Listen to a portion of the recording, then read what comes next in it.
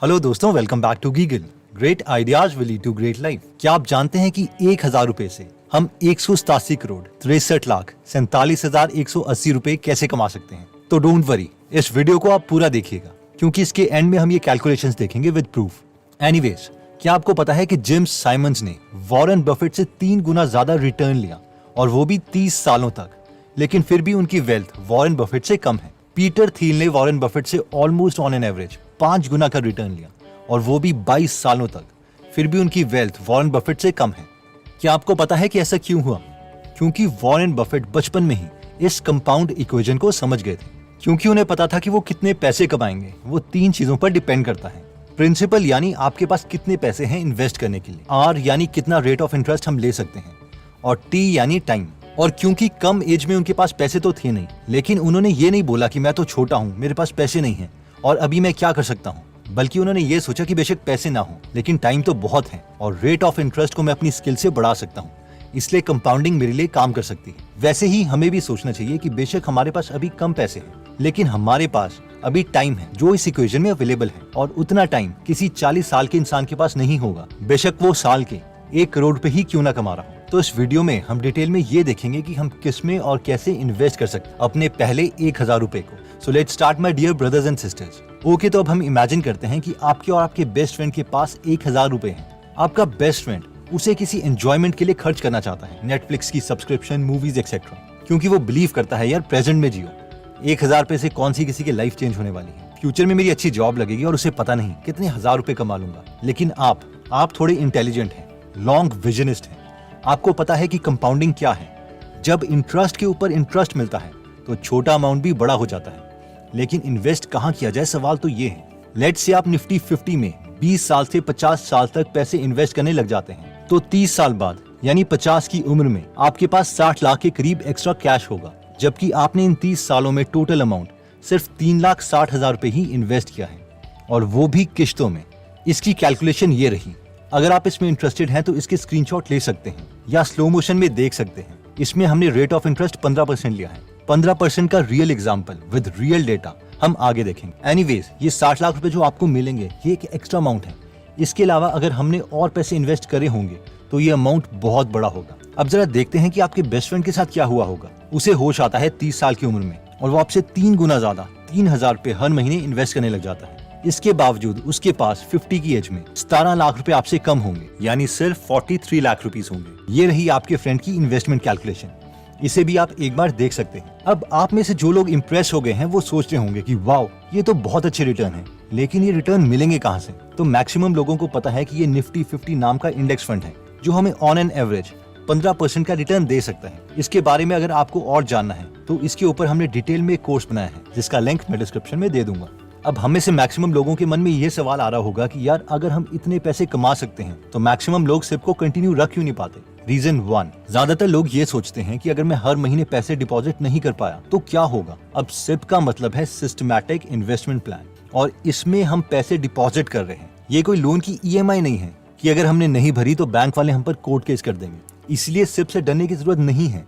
अगर हम चाहें तो कभी भी सिप को बंद करवा सकते हैं, या फिर उसमें ज्यादा पैसे डाल सकते हैं या कम पैसे डाल सकते हैं, या इवन पैसे निकाल भी सकते हैं और हम पर कोई कोर्ट केस नहीं होगा। सेकंड रीजन जिसकी वजह से लोग सिर्फ जल्दी बंद कर देते हैं वो है वोलेटिलिटी, यानी मार्केट में उतार और चढ़ाव, जिसे लोग रिस्क समझ लेते हैं। चलिए इसे एक रियल एग्जांपल से समझते हैं।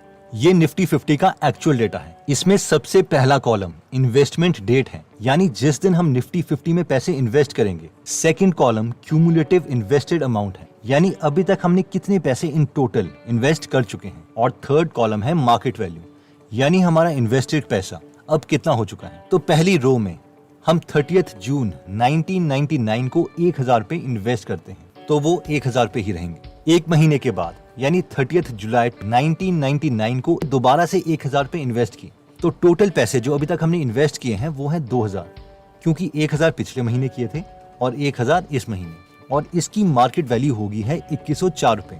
इस मूवमेंट में मैक्सिमम लोग खुश हो रहे हैं कि वाओ, हमारे 2000 रुपए 2104 रुपए में कन्वर्ट हो गए, हमारे पैसे बढ़ रहे हैं और 104 रुपए हमने 2 महीने में ही कमा लिए, जिसका मतलब है कि हमने अप्रोक्सीमेटली 5.2% 2 महीने में अर्न किए, यानी साल के 30% के आसपास। हम तो तहलका मचा देंगे, लेकिन रियलिटी में कोई तहलका नहीं मचा है। अभी हम आगे देखते हैं। हमारे इन्वेस्टमेंट के तीसरे महीने तक हम 3,000 रुपए इन्वेस्ट कर चुके हैं और वो बन गए हैं 3287 रुपए। चौथे महीने 4,000 रुपए बन गए हैं 4266 रुपए। यहाँ तक सब ठीक था, लेकिन फिफ्थ महीने अभी तक टोटल इन्वेस्टमेंट हमने की है 5,000 रुपए की, जो बन चुके हैं 4834 रुपए। अब आप बोलेंगे यार ये क्या, मैं तो लॉस में चला गया। अब आपको इस थियोरी पर डाउट होने लगेगा। अगले कुछ महीने फिर सिचुएशन ठीक होगी, लेकिन फिर दोबारा से 14th, 15th, 16th मंथ में आपके NAV की मार्केट वैल्यू आपकी इन्वेस्टमेंट से भी कम है। आप सोचेंगे यार साल हो गया है, 14 मंथ चल रहा है, इससे अच्छा तो मैं किसी बैंक की FD में जमा करवा देता। और ये चीज चलती रहेगी, इसे ही वोलेटिलिटी कहते हैं। आप 28th मंथ में देखो, आपको 2 साल से ज्यादा समय हो चुका है इन्वेस्ट करते हुए, हर महीने 1,000 रुपए, लेकिन इन 28,000 रुपीज की वैल्यू 20,267 रुपीज है। पूरे 4 साल के बाद 48,000 रुपए की वैल्यू 42,838 है। इस वक्त मैक्सिमम लोग बोलेंगे क्या बेकार चीज है यार, पैसे बाहर निकालो, बेकार की वीडियो देखी थी। या जॉन बॉगल जिन्होंने ये थ्योरी दी है, ये भी इडियट है। और जैसे ही आपने पैसे निकाले आपको लॉस हो गया, क्योंकि स्टॉक मार्केट में एक्चुअल लॉस या प्रॉफिट तो पैसे निकालने में होता है, वरना ये तो पेपर लॉस ही था। लेकिन जो सिप को एक्चुअल में कंटिन्यू रखेंगे और आगे बढ़ते रहेंगे, वो ही रिटर्न पा पाएंगे। तो 30/10/2007 में जो लोग अभी तक टोटल 1,01,000 रुपए इन्वेस्ट कर चुके हैं, उनके पैसे हो गए हैं 4,12,916 रुपए, जो दोबारा से अब कम या ज्यादा होते रहेंगे। 2 मई 2017 तक आप टोटल इन्वेस्ट कर चुके हैं 2,15,000 रुपए और आपका टोटल अमाउंट हो चुका है 9,29,510 रुपीज। और फाइनली अगर हम आज तक की बात करें, यानी 30 अगस्त 2021 तक, तो अभी तक हम इन्वेस्ट कर चुके हैं 2,67,000 रुपए और आपके NAV की टोटल मार्केट वैल्यू है 18,68,206 रुपए, यानी 18 लाख रुपए। और अगर इसका हम परसेंटेज रिटर्न देखें तो आपको टोटल रिटर्न मिला है 15.3%। और ये वोलेटिलिटी रीजन है जिसकी वजह से कोई इन्वेस्ट नहीं करता। इसलिए वॉरेन बफेट कहते हैं whenever I buy stocks I assume market is closed for next 5 years। यानी जब मैं कंपनी के शेयर्स लेता हूं तो मैं ये एज्यूम करता हूं कि मार्केट अगले 5 सालों के लिए बंद है, क्योंकि उन्हें पता है कि उनके शेयर्स की वैल्यू बढ़ती रहेगी और कम होती रहेगी। और वोलेटिलिटी शेयर मार्केट का नेचर है। आई नो हमें से कई लोग बहुत बड़े ड्रीमर्स हैं और आप लोग सोच रहे होंगे कि यार 18 लाख रुपए कोई बड़ा अमाउंट नहीं है। वैसे आपने हर महीने सिर्फ 1,000 रुपए ही डाले थे, अगर आप ज्यादा इन्वेस्ट करते तो वो एक्सपोनेंशियली ग्रो करता। एनीवेज, देखिए वॉरेन बफेट ने अपनी पहली इन्वेस्टमेंट करी थी 11 साल में।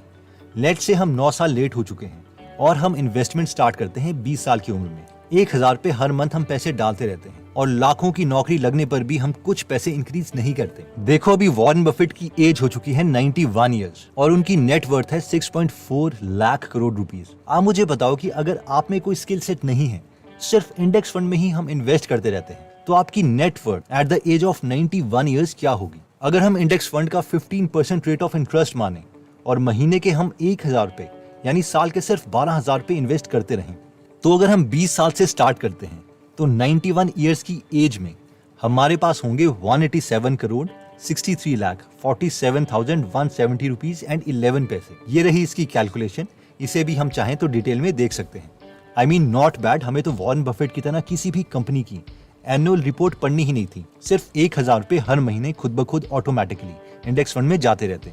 हम में से जो लोग सोच रहे हैं कि यार 91 साल तक तो पता नहीं जिएंगे भी या नहीं, फिर क्या फायदा? फिर मुझे ये बताओ कि आप खुद तो अपने को वॉरेन बफेट से कंपेयर कर रहे हो और उनकी एज तक का पेशेंस हमारे पास है नहीं। एनीवेज, जो लोग स्मार्ट हैं वो इस वीडियो का मैसेज समझ गए होंगे और अपनी इंटेलिजेंस को यूज करके कुछ ना कुछ एक्शन लेंगे। तो दोस्तों बेसिकली इसमें हमने देखा कि अगर हमारे पास शुरू में ज्यादा पैसे नहीं हैं, तब भी हमारे पास कंपाउंडिंग के मैजिक के लिए टाइम और इंटरेस्ट रेट है। फिर हमने देखा कि इंडेक्स फंड में जनरली लोग इसलिए कंटिन्यू नहीं कर पाते क्योंकि उसकी वोलेटिलिटी यानी उतार चढ़ाव है। इसके अलावा हमने देखा कि सिर्फ कोई बैंक की EMI लोन की तरह नहीं है कि अगर हम इन्वेस्ट नहीं करेंगे तो हमारे ऊपर कोर्ट केस हो जाएगा। हम जब चाहें इसे बंद कर सकते हैं, ज्यादा पैसे डाल सकते हैं या फिर पैसे निकाल सकते हैं। दोस्तों, अगर आपके घर में कोई भी यंग पर्सन है तो उसके साथ ये वीडियो जरूर शेयर करें ताकि वो भी इन्वेस्टिंग को समझ पाए। इंडेक्स फंड पर जॉन बॉगल ने एक बहुत ही ऑसम बुक लिखी है, the little book on common sense investing, जिसे आप फ्री में पढ़ या सुन सकते हैं गीगल एप्लीकेशन में। गीगल एप्लीकेशन में 150 से ज्यादा नॉलेजेबल बुक समरीज अवेलेबल है। ये ऐप दोनों iOS और एंड्रॉइड में अवेलेबल है। तो अगर आप इस एप्लीकेशन में इंटरेस्ट हैं तो इसका लिंक मैं डिस्क्रिप्शन और फर्स्ट कमेंट में दे दूंगा। एनीवेज दोस्तों, अगर आप ऐसी नॉलेजेबल वीडियोस मिस नहीं करना चाहते तो सब्सक्राइब करने के बाद बेल का बटन दबाना मत भूलिएगा। आप कमेंट करके ये भी बता सकते हैं कि आप नेक्स्ट वीडियो किस टॉपिक पर चाहते हैं जल्दी हम आपसे दोबारा मिलेंगे। जय हिंद।